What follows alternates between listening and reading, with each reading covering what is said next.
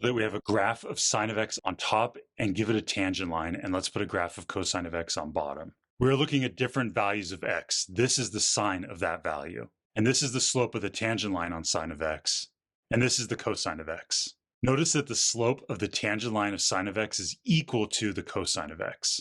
For example, we can posit here, here, and here. Now let's move the cosine x to the top and give it a tangent line. And let's put negative sine x on the bottom. Note that the slope of the tangent line for cosine of x is equal to the value of negative sine of x.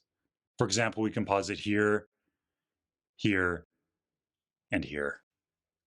Now let's move negative sine of x to the top and give it a tangent line. And let's put negative cosine of x on the bottom. Note that the slope of the tangent line for negative sine of x is equal to the value of negative cosine of x.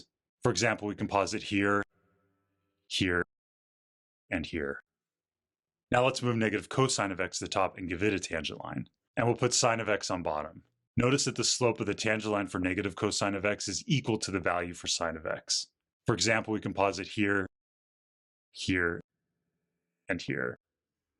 Now let's move it so that we have a graph of sine of x on top and give it a tangent line, and let's put a graph of cosine of x on bottom. We're looking at different values of x. This is the sine of that value, and this is the slope of the tangent line on sine of x, and this is the cosine of x. Notice that the slope of the tangent line of sine of x is equal to the cosine of x.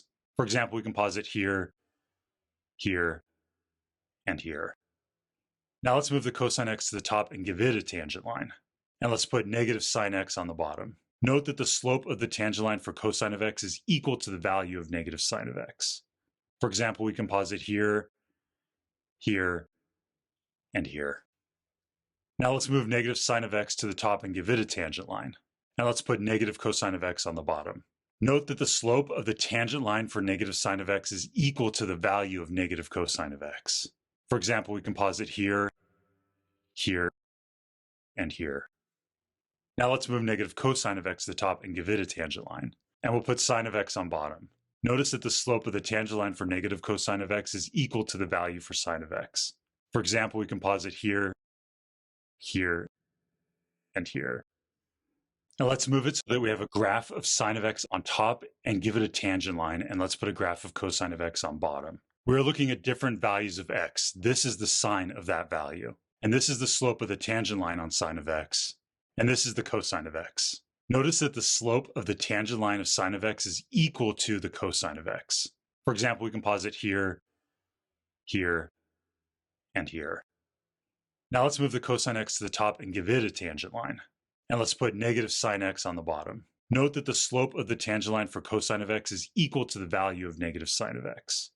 For example, we can posit here, here, and here. Now let's move negative sine of x to the top and give it a tangent line. And let's put negative cosine of x on the bottom. Note that the slope of the tangent line for negative sine of x is equal to the value of negative cosine of x. For example, we can posit here, here, and here. Now let's move negative cosine of x to the top and give it a tangent line. And we'll put sine of x on bottom. Notice that the slope of the tangent line for negative cosine of x is equal to the value for sine of x. For example, we can posit here, here, and here. Now let's move it